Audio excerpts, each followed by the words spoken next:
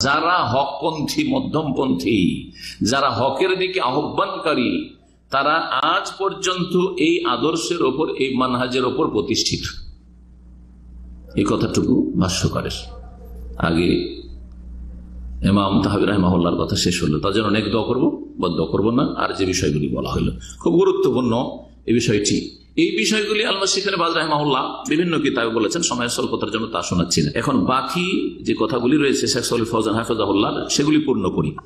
বলছেন ওয়াইন কানা ইনদাহুম মাআসি, শাসকদের জীবনে, তাদের ব্যক্তি জীবনে, তাদের পারিবারিক জীবনে যদিও গুনাহ আছে, ওয়াইনদাহুম জওরুন ওয়া যুলমুন, তারা জুলম অত্যাচার করছে, ফাইন্নাস সাবরা আলা তাআতিহিম জামউন লিল কালিমাতি ওয়া ওয়াহদাতান লিল মুসলিমিন, ফাইন্নাস সাবরা আলা তাআতিহিম জামউন লিল কালিমাতি ওয়া ওয়াহদাতান লিল মুসলিমিন। বলছেন যে তাদের আনুগত্যের ওপর ধৈর্য ধারণ করা, জুলম করছে, বাড়াবাড়ি করছে, অবিচার করছে, তারপরেও যে ধৈর্য ধারণের সাথে আনুগত্য করা, এতে মুসলিমদের ঐক্য রয়েছে, মুসলিমদের ঐক্য রয়েছে, মুসলিমের এক। জি হ্যাঁ, কাফের কুফরি শক্তি, মুনাফিক শক্তি, বাতিল শক্তি সুযোগ পাবে না মুসলিম জাতিকে দুর্বল করার। ওয়াহদানিল মুসলিমিন, এবং মুসলিমদের এতে রয়েছে ইউনিটি, মুসলিমদেরকে একত্রিত করতে পারবো এর মাধ্যমে। কারণ নেতৃত্ব ছাড়া একত্রিত করা সম্ভব নয়।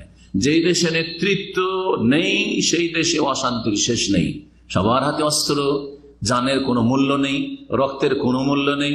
সামান্য ছোটখাটো কথা 10 টাকার জন্য মেরে দিয়ে চলে গেল, কোনো কেউ বিচার করার নেই, কারণ শাসককে দুর্বল করে ফেলেছেন। আপনারা প্রতিরোধ গড়ে যদি এগুলো দেখতে হয় তো দেখেন আফগানিস্তানের অবস্থা। আফগানিস্তান সম্পর্কে আমাদের কাছের লোক যারা আফগানিস্তানের পরিচিত, এখানে কাজ করে, এবং একজন তার মধ্যে একজন শেখ আছে মদিনা পারে, বলছে মাগরেব পর্যন্ত শুধু শাসন, প্রশাসনের নেতৃত্ব চলে, সূর্য ডুবে গেলে আর প্রশাসনের কোনো নেতৃত্ব চলে না। তখন যার কাছে যে অস্ত্র আছে সবাই নেতা। জি হ্যাঁ, রাতের অন্ধকারে যে যাকে মেরে দিলে কোনো বিচার করার কোনো ক্ষমতা নেই, আয়ত্তের বাইরে। আজকে লিবিয়ার অবস্থা দেখেন, যদি বড় জালেমকে মারা হয়েছে, কিন্তু লিবিয়ার অবস্থা আগের যে অবস্থা ছিল এখনকার অবস্থা কোনটা ভালো? কোনো নিরাপত্তা নেই এখন। এইরকমই সিরিয়ার যে অবস্থা, জালেম, এই ছেলে তাগুত জালেম, তার বাবা তাগুত জালেম আলাইহিমিন আল্লাহ মায়াস্তাক, আল্লাহর লানত তাদের উপর।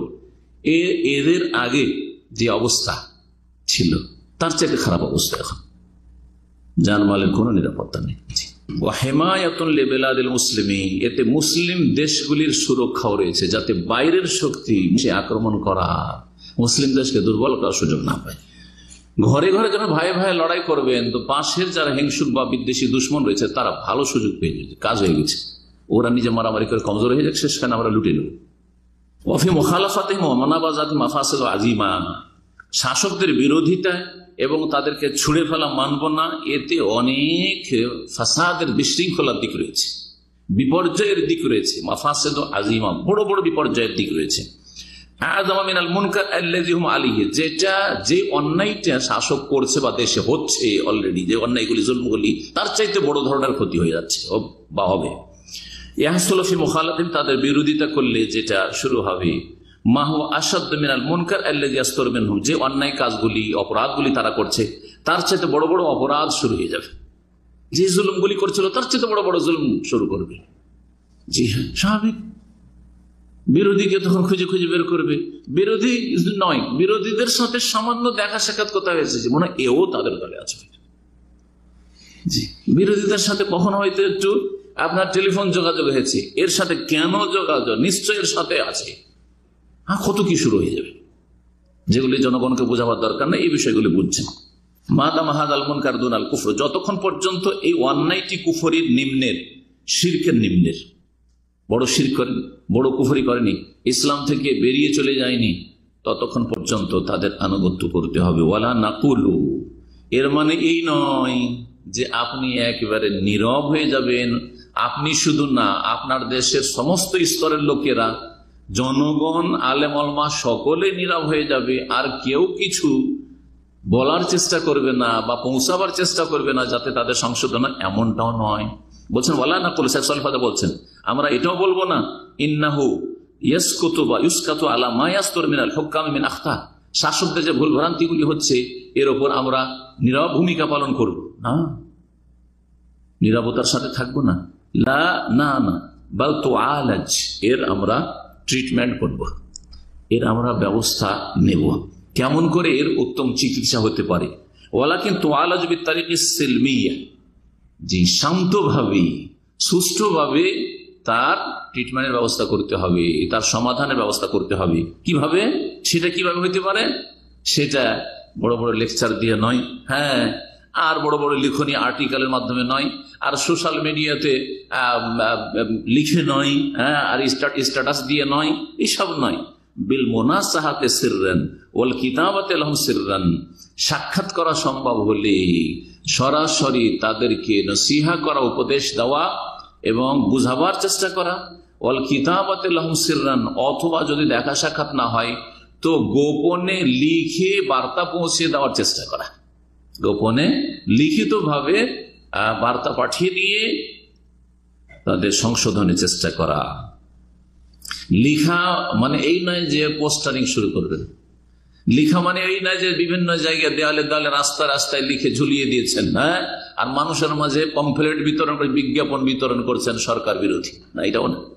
তাই বলছেন, এই কথাটি বলছেন শেখ সালেহ ফাওজান এখন, ওয়ালাইসাত বিল কিতাব আল্লাতী তুকতাবু ওয়া ইউআক্কা আলাইহা বা ইউআক্কিউ আলাইহা জামউন কাসীর, এমন লেখা নয় যে প্রথম লেখা হইল, হ্যাঁ, অভিযোগগুলি সরকারের বিরুদ্ধে, এই অভিযোগ এই অভিযোগ, আমাদের ডিমান্ড হচ্ছে এত দফা দাবি, আমাদের দাবি হচ্ছে এত দফা দাবি, এসব তারপরে স্বাক্ষর নেওয়া শুরু হইলো, এলাকায় এলাকায় গিয়ে সবার কাছে সিগনেচার স্বাক্ষর নেওয়া হচ্ছে যে আমরা এই সরকারের এই অন্যায়ের বিরুদ্ধে সব কি করি, স্বাক্ষর করি, আর করে তারপরে পিটিশন দিই।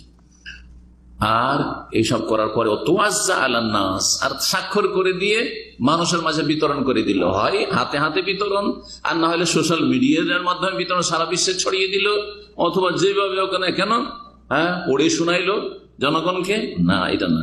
বলছেন যে মানুষের মাঝে বিতরণ করা যাবে না, হাযা লা ইয়াজুজ, এটা জায়েজ নাই। লিখতে হবে, বলতে হবে, কিন্তু আম ভাবে ব্যাপক ভাবে না। বাল তুকতাবু কিতাবাতান সিররিয়াতান ফিহা নাসিহা, গোপন ভাবে লিখতে হবে এবং তাতে নসিহা থাকবে, তিরস্কার নয়, ভর্ৎসনা না, আর তাদেরকে ছোট করার এমন কোন ভাষা যেন না হয়। দেখেন, ফিরআউনের চাইতে বড় জালেম শাসক কি হইতে পারে? কাফের তো কাফের নিজেই আল্লাহ দাবি করেছে, রব দাবি করেছে, তারপর তার কাছে মূসা আলাইহিস সালামকে আল্লাহ পাঠাচ্ছে, ঠিক না? মূসা আলাইহিস সালাম আলেম ওলামাদের জন্য আদর্শ, হ্যাঁ, মূসা আলাইহিস সালাম জনগণের জন্য আদর্শ, কারণ তিনি একজন রাসূলুল্লাহ, কারণ তার শরীয়তকে ইসলাম এসে রহিত করেনি, রাসূলুল্লাহ সাল্লাল্লাহু আলাইহি ওয়াসাল্লাম এসে তার এই আদর্শকে, তার যে নীতিমালা দাওয়াতের, এটাকে ইসলাম এসে মানসুখ রহিত করেনি, যে বলবেন না না না ইসলামে চলবে না, আগের কথা। কারণ এক শ্রেণীর লোকের গোমরা করতে পারে যে দেখো দেখো দলিল পেশ করেছে মূসার যুগের, মূসা আলাইহিস সালামের যুগের দলিল কোরআন এখানে বয়ান করা হয়েছে, আর সেটাকে রহিত ঘোষণা করা হয়েছে, সেটা আমাদেরই শরীয়ত, সেটা আমাদেরই শরীয়ত।